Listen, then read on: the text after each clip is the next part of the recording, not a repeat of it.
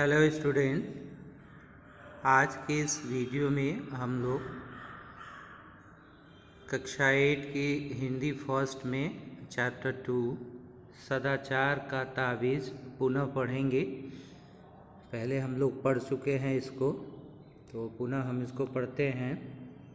देखिए, सदाचार का तावीज़ ये हरिशंकर परसाई जी का लिखा हुआ एक व्यंग है, जो कि उन्होंने समाज में व्याप्त भ्रष्टाचार पर व्यंग करते हुए इस कहानी के माध्यम से लिखा हुआ है, व्यंग किया है भ्रष्टाचार पर। पढ़ने से पहले हम लोग इसमें कुछ शब्द आए हुए हैं, कुछ कठिन शब्द हैं, उन शब्दों के बारे में जान लेते हैं। एक शब्द आया हुआ है भ्रष्टाचार। भ्रष्टाचार का अर्थ है बेईमानी। विराटता, विराटता का अर्थ है अत्यंत विशाल, बड़ा। छवि, छवि का अर्थ है शोभा, सुंदरता। विशेषज्ञ, विशेषज्ञ का अर्थ होता है विषय का विशेष ज्ञान रखने वाला, किसी एक विषय में उसका ज्ञाता हो, उसके बारे में जानता हो, अच्छी तरीके से उसको जानकारी हो, से हम उस विषय का विशेषज्ञ कहते हैं। अंजन, अंजन का अर्थ होता है काजल। स्थूल, स्थूल का अर्थ है मोटा। सूक्ष्म, सूक्ष्म का अर्थ है बारीक या महीन। अगोचर, अगोचर मतलब अप्रकट, जो दिखाई न दे। सर्वव्यापी, सर्वव्यापी का अर्थ है हर तरफ फैला हुआ। भुगतान, भुगतान मतलब चुकाने की अवस्था होती है, उसको हम भुगतान कहते हैं। घूस, घूस का अर्थ है रिश्वत। योजना, योजना यानी कार्य करने की जो रूपरेखा होती है उसको हम योजना कहते हैं। यानी किसी भी कार्य को करने से पहले जो हम योजना बनाते हैं, रूप, उसको हम कार्य की रूपरेखा कहते हैं। प्रपितामह, प्रपितामह का अर्थ है परदादा या परब्रह्म। कंदरा गुफा। सदाचार, सदाचार का अर्थ है अच्छा आचरण। तावीज़, तावीज़ मतलब रक्षा कवच। कल, कल का अर्थ है मशीन या यंत्र। चिंतन मतलब ध्यान करना, ध्यान लगाना, चिंतन करना, मन ही मन में किया जाने वाला विवेचन किसी विषय पर, उसको हम चिंतन कहते हैं। प्रेरित, प्रेरित का अर्थ है प्रेरणा प्राप्त। पेशगी, पेशगी का अर्थ है अग्रिम राशि, यानी नियत तिथि के पहले ही दे दिया गया वेतन जो है उसको हम अग्रिम राशि कहते हैं। तो आइए हम इसमें देखते हैं, कुछ संक्षिप्त परिचय जान लेते हैं हरिशंकर परसाई जी के बारे में। हरिशंकर परसाई का जन्म 22 अगस्त 1922 को मध्य प्रदेश के होशंगाबाद जिले में हुआ था। इन्होंने नागपुर विश्वविद्यालय से एमए हिंदी की परीक्षा पास की। इसके बाद स्वतंत्र रूप से लेखन कार्य आरंभ किया। ये मुख्य रूप से व्यंग्यकार थे। इन्होंने अपने व्यंग के द्वारा मनुष्य और समाज की विसंगतियों को चित्रित किया है। इनकी प्रमुख रचनाएं हैं, कुछ रचनाएं इनकी हैं। रानी नागफनी की कहानी, तट की खोज उपन्यास, जैसे उनके दिन फिरे कहानी, तब की बात और भी, भूत के पांव पीछे, बेईमानी की परत, निबंध संग्रह, तिरछी रेखाएं, ठिठुरता हुआ गणतंत्र, व्यंग निबंध।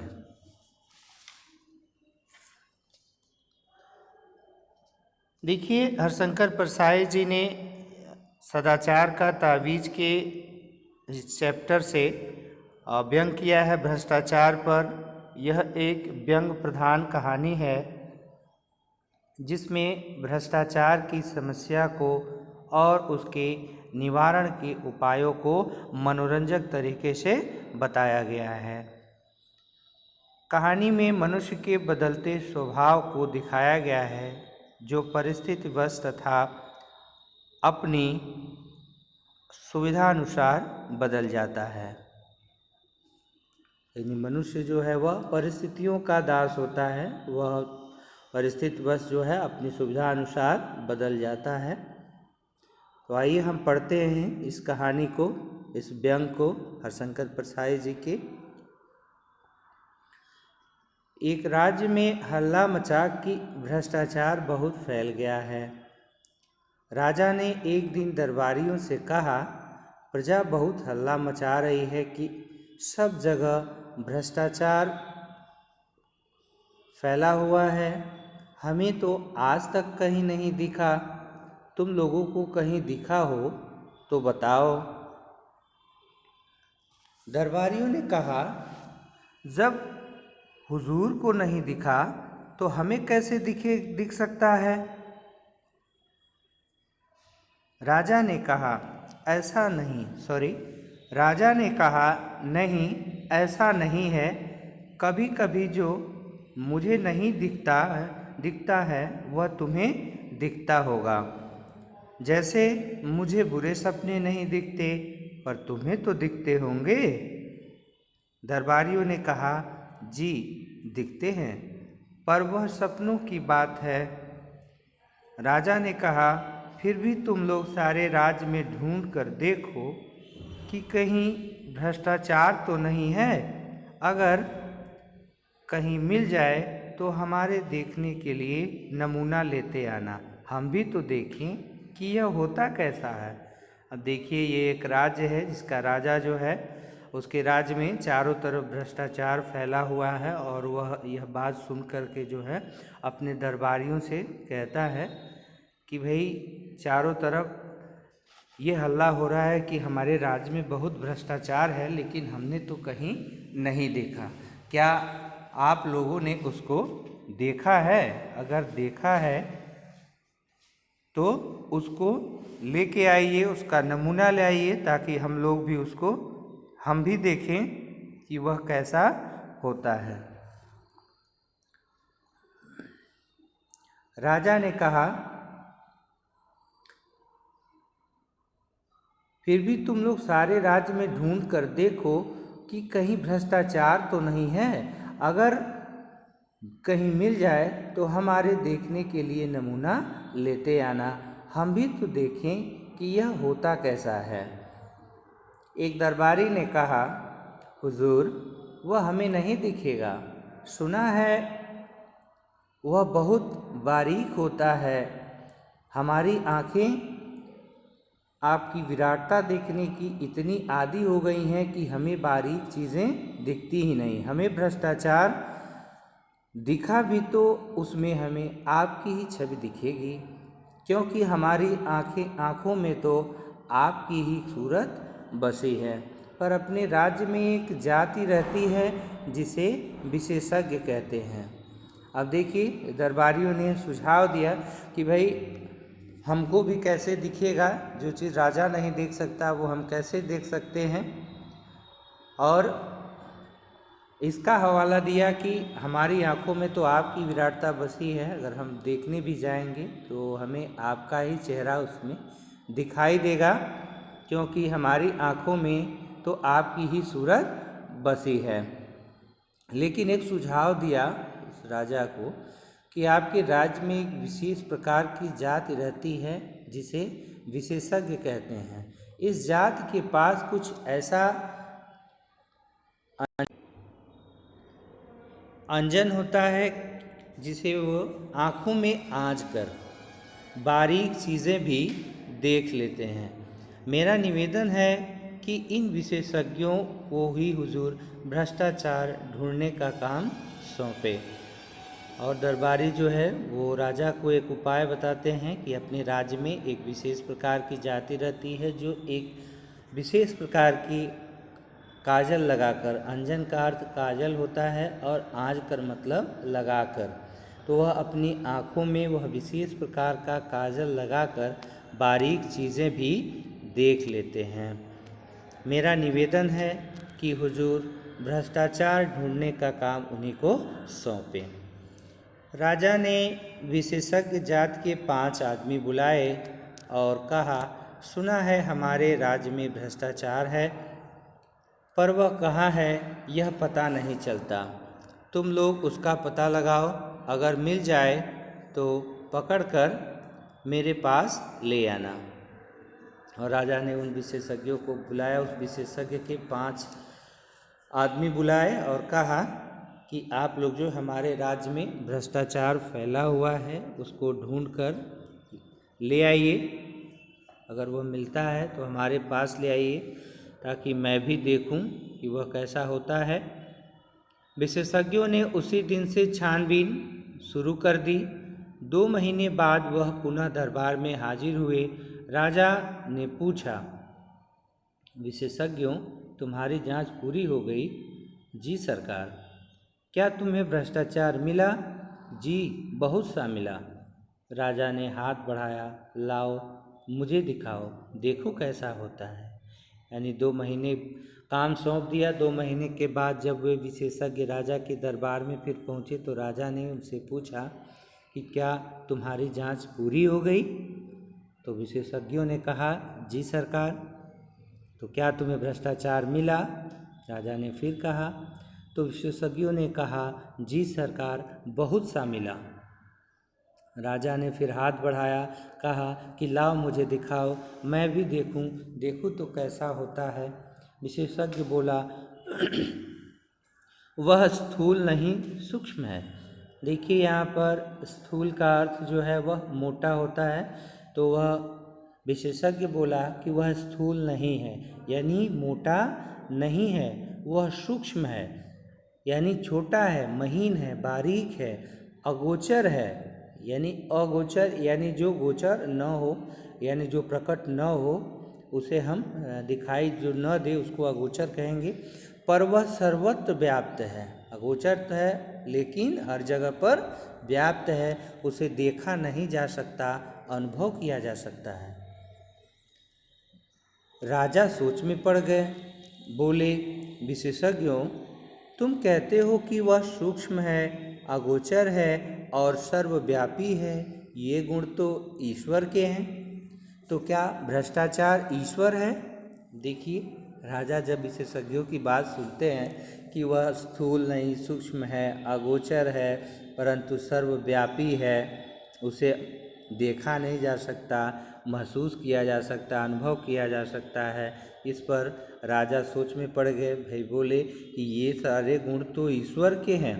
भाई ईश्वर सर्वव्यापी है, अगोचर है, उसे देखा नहीं जा सकता, तो ये गुण तो ईश्वर के हैं, तो क्या भ्रष्टाचार ईश्वर है? विशेषज्ञों ने कहा, हाँ महाराज, अब भ्रष्टाचार ईश्वर हो गया है। देखिए इन पंक्ति में व्यंग है, कितना व्यंग है कि भ्रष्टाचार क्या है आजकल के समाज में, वो ईश्वर ही हो गया है। हर जगह भ्रष्टाचार है, घूसखोरी है, सभी लोग लिप्त हैं। जो पद पर है, जिसे जगह मिला, वही जो है घूस के रूप में भ्रष्टाचार फैलाया। विशेषज्ञों ने कहा कि हाँ महाराज, अब भ्रष्टाचार ईश्वर हो गया है। एक दरबारी ने पूछा, पर वह है कहाँ, कैसे अनुभव होता है? विशेषज्ञों ने जवाब दिया, वह सर्वत्र है, वह इस भवन में है, वह महाराज के सिंहासन में है। सिंहासन में है? भाई जब राजा सुने कि यह भ्रष्टाचार जो है महल में भी है और सिंहासन में है, तो वो चौंक गए कि सिंहासन में है। कहकर राजा साहब उछलकर दूर खड़े हो गए। विशेषज्ञों ने कहा, हाँ सरकार, सिंहासन में है। पिछले माह इस सिंहासन पर रंग करने के लिए जिस बिल का भुगतान किया गया था, वह बिल झूठा था, वह वास्तव में दुगने दाम का था। आधा पैसा बीच वाले खा गए। अब देखिए किस प्रकार से भ्रष्टाचार जो है उस महल में, ये व्यंग है कि राज्य में तो फैला ही है, उस राजा के महल में भी भ्रष्टाचार है। कि पिछले महीने जो सिंहासन की रंगाई के लिए बिल पास हुआ था वो बिल जो है वो दुगने पैसे का था। यानी अगर उसमें 1,000 रुपये खर्च हुए तो वह 2,000 रुपये का बिल बनाया गया और 1,000 रुपये वह बिचौलिए खा गए, बीच वाले उसका पैसा खा गए। बीच वाले यानी जो जिसने रसीद काटी होगी, उसने कटवाया होगा, वो सब मिल के खा गए होंगे। आपके पूरे शासन में भ्रष्टाचार है और वह मुख्यतः घूस के रूप में है। विशेषज्ञों की बात सुनकर राजा चिंतित हो गए और दरबारियों के कान खड़े हो गए। राजा ने कहा, यह तो बड़ी चिंता की बात है।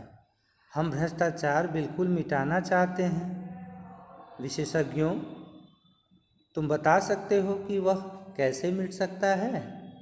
राजा को बड़ी चिंता हुई। राजा ने विशेषज्ञों से कहा कि भाई भ्रष्टाचार तो है, लेकिन तुम क्या बता सकते हो कि यह कैसे मिटेगा भ्रष्टाचार? विशेषज्ञों ने कहा कि हाँ महाराज, हमने उसकी भी योजना तैयार की है। भ्रष्टाचार मिटाने के लिए महाराज को व्यवस्था में बहुत परिवर्तन करने होंगे। अब एक तो भ्रष्टाचार के मौके मिटाने होंगे, यानी जगह मिटाना होगा भ्रष्टाचार का, यानी घूस लेने का वो जगह समाप्त करना होगा। जैसे ठेका है तो ठेकेदार हैं, और ठेकेदार हैं तो अधिकारियों के लिए घूस है। ये आप लोग भी जानते हैं कि बड़े बड़े ठेकेदार जो है वो टेंडर पास करने के लिए इंजीनियर वगैरह को घूस खिलाते हैं, मोटी रकम देते हैं। तो जो ठेका ही नहीं रहेगा तो ठेकेदार नहीं रहेंगे, और ठेकेदार नहीं रहेंगे तो अधिकारियों को घूस लेने का मौका नहीं मिलेगा। ठेका मिट जाए, घूस मिट जाए। इसी तरह और भी बहुत सी चीज़ें हैं, किन कारणों से आदमी घूस लेता है यह भी विचारणीय है, और इस पर भी विचार करना होगा कि आदमी आखिर किन कारणों से घूस लेता है, क्या कारण है कि वह यह भ्रष्टाचार फैलाता है। राजा ने कहा, अच्छा तुम अपनी पूरी योजना रख जाओ, हम और हमारे दरबारी उस पर विचार करेंगे।